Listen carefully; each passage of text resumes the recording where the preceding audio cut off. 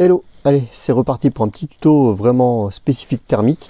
Là, le sujet, ça va être sur comment faire pour garder son moteur thermique longtemps. Donc, ce ne sera pas un sujet dédié au réglage, ni un sujet dédié à l'entretien du moteur, mais plutôt un sujet sur quoi faire autour du moteur pour qu'il dure. Alors, en gros, un moteur thermique, de toute façon, pour qu'il dure, c'est pas compliqué, il faut éviter qu'il y ait des saloperies qui passent dedans. Voilà, ça c'est vraiment les grandes lignes. Il y aurait, en gros, il y aurait trois gros risques qu'il y ait des saloperies qui passent dans le moteur. Alors les deux premiers sont assez évidents, c'est par l'air et par le carburant. Il y en a un troisième qu'on oublie, c'est par la bougie. Voilà, par le trou de la bougie. Du coup, je vais commencer par celui-là, parce que c'est une erreur qui est assez commune chez les débutants. Voilà, donc on a la bougie qui est au fond de la culasse. Là, le moteur est tout neuf, ça risque rien, c'est tout propre et tout. Quand on vient de rouler, si on a un problème avec la bougie, on la démonte pas comme ça. On nettoie bien tout le tour au fond, là, toutes les saloperies qu'on puisse coller à cet endroit-là avant de démonter la bougie. Parce qu'autrement, on enlève la bougie, toutes les petites merdes là, même si on fait attention, il y a trop de risques pour qu'il y en ait une petite qui, hop, elle saute dans le trou. On remet la bougie, on démarre et hop, ça y est, c'est la balafre. Donc, avant de démonter la bougie, on nettoie bien tout. Ça prend un peu de temps, mais bon, les 30-40 secondes que ça va prendre, pour le moteur, c'est incalculable. Ensuite, toujours sur la bougie, vous roulez, la voiture cale, pas de raison apparente, du coup on enlève la bougie, premier réflexe, on regarde la bougie. Alors une bougie en état, il y a le filament. Si quand vous enlevez la bougie, il n'y a plus le filament, ou s'il est dessoudé, qu'il en manque un petit bout, on met pas une bougie neuve et on redémarre pas, hein. Surtout pas.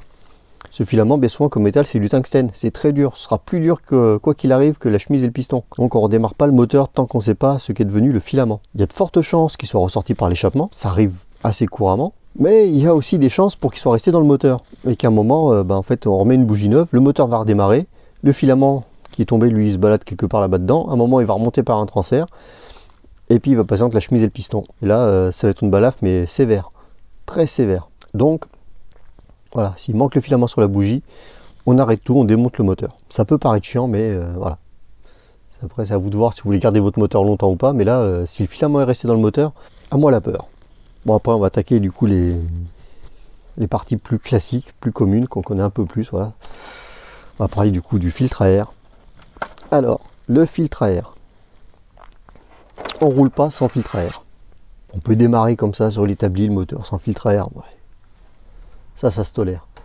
Mais on ne roule pas sans filtre à air. Il n'y a aucune excuse qui tient pour rouler sans filtre à air. Non, mais j'essaye juste comme ça, un aller-retour. Non, non. On met le filtre à air, ça coûte rien. C'est pas négociable. On ne roule pas sans filtre à air. Du coup, tout terrain, filtre à air double mousse. Une mousse extérieure sèche, une mousse intérieure huilée. Quand on huile sa mousse, on huile bien aussi les parties, les bords qui viennent en contact avec le plastique de chaque côté ou le métal suivant le fil qu'on a. Ça fait office de joint. Les colliers, il faut les mettre. Ça coûte rien aussi un collier. Mais il ne faut pas que le filtre à air puisse se barrer quand on roule. Le filtre à air se barre sur une réception de bosse ou n'importe. Et qu'on ne le voit pas tout de suite.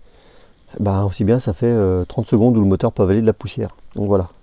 Un filtre à air adéquat, suivant la voiture. Donc double mousse en tout terrain, simple mousse en piste. Mais huilé. En tout terrain, on huile que la mousse intérieure. En piste, on huile le filtre à air quoi qu'il arrive. Donc les huiles de filtre à air, il y en a plein de différentes. Hein. Bon, ça c'est de la FDL. FDL ça n'existe plus, maintenant c'est Peugeot Europe, mais bon. Voilà. De l'huile de filtre à air, c'est important. Quand il pleut, c'est pas compliqué, on roule pas. En cas de course et compagnie, quand on joue en championnat, ouais, si on est obligé de rouler. Ce sera le seul cas où en tout terrain, on peut rouler qu'avec une seule mousse. Du coup, voilà. Alors, ce que Peugeot faisait de bien, c'est ça. Du temps du MP5, ce qui était bien, c'est que voilà, le filtre pluie était fourni. En gros, c'est juste ce capuchon, hein, ça ne paye pas de mine. Mais à la place de la mousse extérieure, hop, en fait, on venait mettre ça. Hop, avec la vis après qui tient tout. Et du coup, ça limite grandement la possibilité d'entrée d'eau qui viendrait pourrir la mousse. Voilà, il ne reste plus que cette petite surface. Et quand il pleut, du coup, il y a très peu de chances qu'il y ait de la poussière qui vole. Hein. C'est pour ça qu'une mousse suffit, mais il faut penser à mettre ça par-dessus. Voilà, pas que la mousse vienne se gaver d'eau et qu'après l'eau finisse quand même par passer dans le moteur. Les mousses. Donc il y en a plein de formes, plein de sortes différentes, hein, suivant le filtre qu'on a. Quoi qu'il arrive, là c'est une plaque avec mousse intérieure extérieure à chaque fois. Donc, quoi qu'il arrive, on les garde dans un sachet hermétique. Ce serait con d'avoir des mousses toutes neuves, toutes propres, qui traînent dans la caisse de terrain et qui prennent de la poussière. Non, voilà, un sachet fermé. Et puis surtout, on évite de nettoyer les mousses pour les remettre. Ça fait des petites économies, mais bon, une plaque de mousse pour filtre, ça coûte pas très cher. Et surtout, on est sûr que ce soit propre. Quand on nettoie les mousses, on n'est pas à l'abri en fait qu'il y ait la petite merde qui était juste au bord au début, on les poussé un peu plus dedans, et après, l'utilisation, elle finit de passer dans le moteur.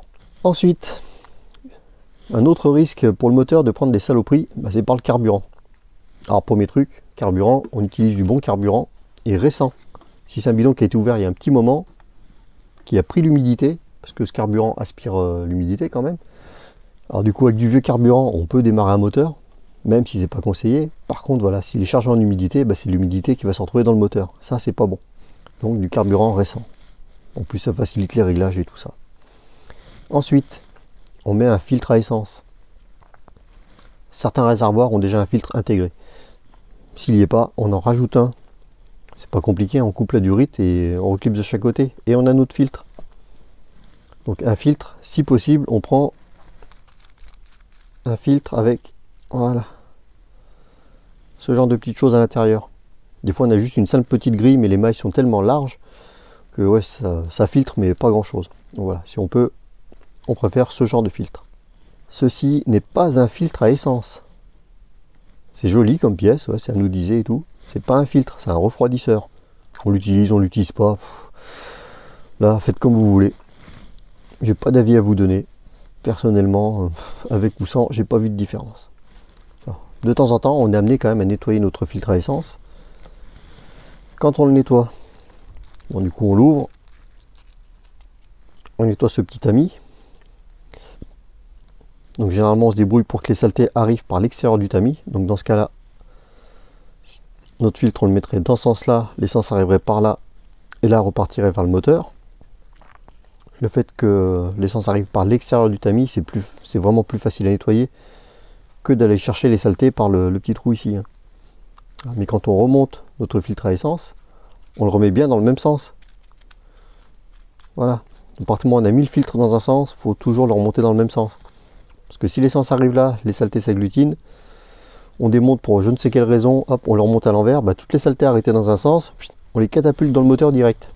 Donc voilà, parlant du filtre à essence, bien respecter aussi le sens de montage. Toujours dans le même sens.